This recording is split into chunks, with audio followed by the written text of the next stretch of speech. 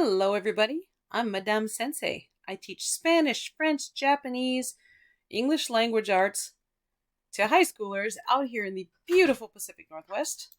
But over the summertime, I have a very fun 3-week whirlwind Wanix summer health class. It is an entire semester of health crammed down into 3 weeks, and it's a blast. I love it. So I've been talking about all these things, and I'm now going through all my big projects because every day we have a different subject, and every day to culminate with, okay, show me you understand this, I have a project at the end of the day. And I've talked before about how one year my students came in and they're like, oh no, a project every day, because they saw on the board I had the whole schedule. And it took me a good 15 minutes to figure out, oh, they think project means research paper. And no, I'm project-based learning. It's always a very hands-on, let's apply the skills that you've learned project. So today I'm talking about our substance abuse unit. And I think this is the syllabus from the very first year I taught, maybe the second year, maybe the third year. But I soon learned, I know I'm supposed to be following this syllabus because I'm one of, 6 health teachers now.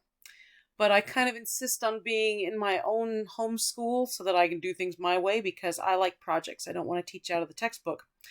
But substance abuse, that's drugs, drinking, smoking, and it's all supposed to be one day. And after I taught for a couple of years, I was like, I need to spend more than one day on this. So because I do my physical fitness every single day, I carve out an hour for physical fitness.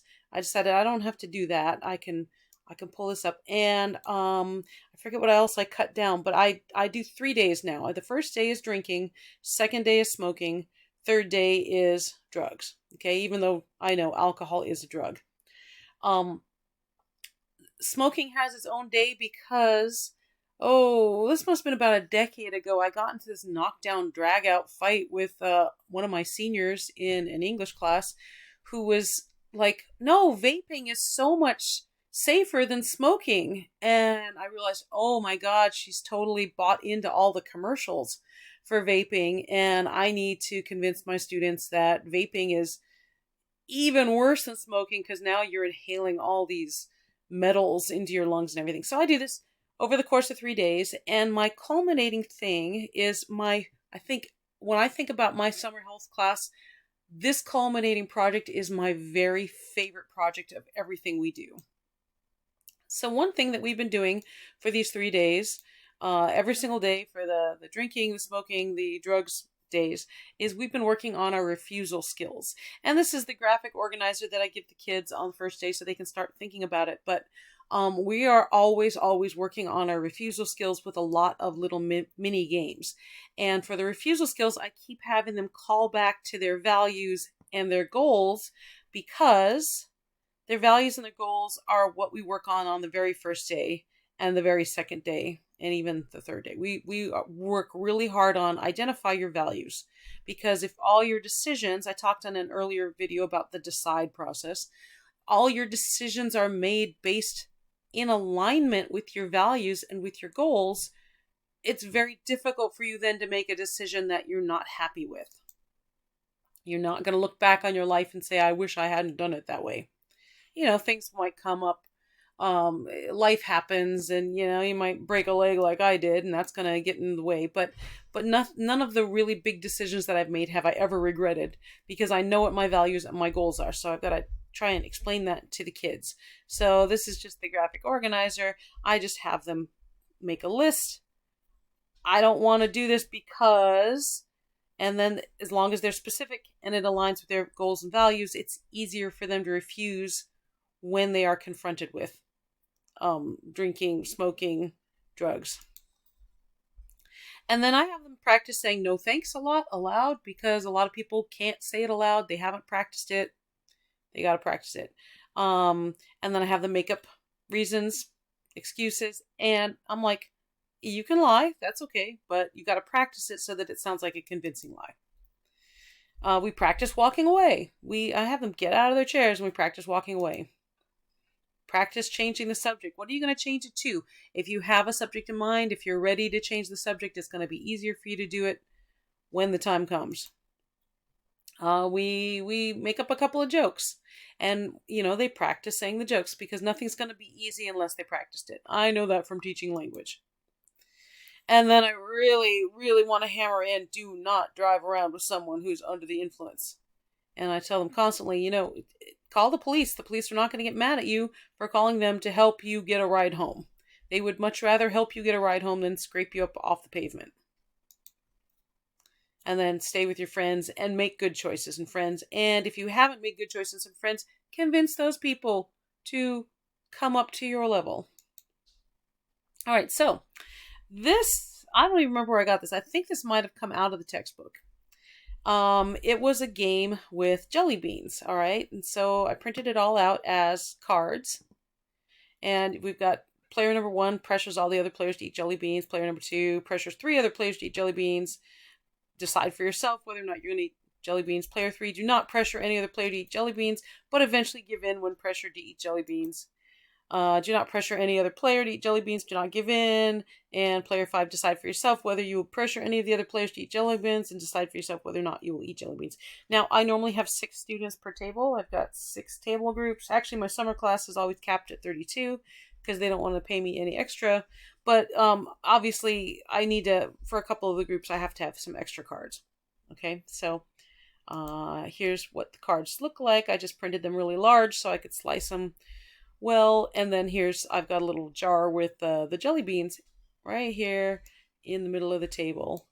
And the students get really excited when they see the jelly beans. But even before I ever did this for the very first time, I was thinking about it and I was like, oh, do I really want to put something out on the middle of the table that the students are going to want to eat? Because that might undermine the lesson I'm trying to give them. I want to make this very memorable, how they can use their refusal skills. Now, I talked in an earlier video that I did about my generative AI chatbot game. And I was like, well, I could send them to Claude or ChatGPT or Copilot and they could practice. And I was like, oh no, that would be a bad idea, because what I want to do is convince them not to use the AI chatbot for their friend. Okay. And so way back when, 10 years ago now that I started doing this, I didn't want them to associate something fun, something delicious with drugs and alcohol and smoking. So at first, I was getting actual licorice and actual whorehound. The students, Americans in general, do not know what these taste like. We are so much into sugar that we haven't developed our taste buds for actual licorice or actual whorehound. Okay, and I also found some really, really, really sour candy that I knew that most of the students wouldn't like. Some of the students do like sour, that's true. This last year, be nice to your PTSA. They will give you money, okay? Go talk to your PTSA, go to all their meetings, be involved in your PTSA. My PTSA gave me a lot of money for all the cooking lessons that I do in my language classes, and had a little bit of money left over, and I said, hey, can I buy something for my summer health class? They were like, sure. And I found these gross jelly beans. I guess after, Harry Potter and Bernie Bott's every flavor, now there's a lot of different, manufactured gross food now. And I was like, okay, I'm going to buy that. So I have that.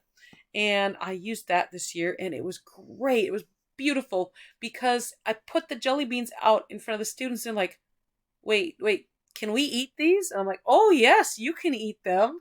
And I'm smiling. You can't see me smiling right now. And the students are all excited, and they want to cheat their cards so that they can eat the jelly beans, of course. So, my very favorite one, this happened maybe 4 years ago. I'm always walking around while the students are doing this, and they start, after, I have to show them where the trash can is, make sure they know what the trash can is, because they are jumping up and they are spitting out what they've tasted. They are running out of the classroom to spit outside. And I'm like, that's fine, because I want them to be highly engaged, and I want them I want them to have that visceral reaction of, yuck, this is gross. Why would I want to do this? So about 4 years ago, I had a student and I was about to yell at him because he takes out his phone in the middle of this. All the students are screaming and everything. He takes out his phone and I'm about to say, put that phone away right now, young sir, you know, and he's got his phone in his hand and he goes, "Oh, hello, mom?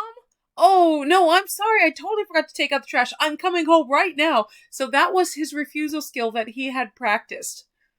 And I was so proud of him. I'm like, you get A plus plus plus plus, kid. This is great. So practicing the refusal skills before you get to this point is is really important, I think. But I do love this. I love hearing the students scream. I love the connections that I'm making with them and the fact that they are really practicing their refusal skills, because after they taste that first jelly bean, they do not want to eat any jelly beans. And even though they have these cards, and they will stick by the cards as long as they can until they're at the point where, no, I really don't want to eat a jelly bean. And then there'll be the students who are like, well, I said I don't get to eat jelly beans. Um, I do kind of want to see what everyone is screaming about. And so they'll allow themselves to get talked into one so they can see how awful it is. But yeah, this has got to be hands down my favorite. If I could figure out how to blur my students' faces as they're walking around and everything, I would show you videos of how noisy the class gets at this point, how much they're screaming at each other. And I love it because I think they will remember it forever, and they have really, really practiced their refusal skills. Sorry, I went over 10 minutes. Hope to see you on the next one.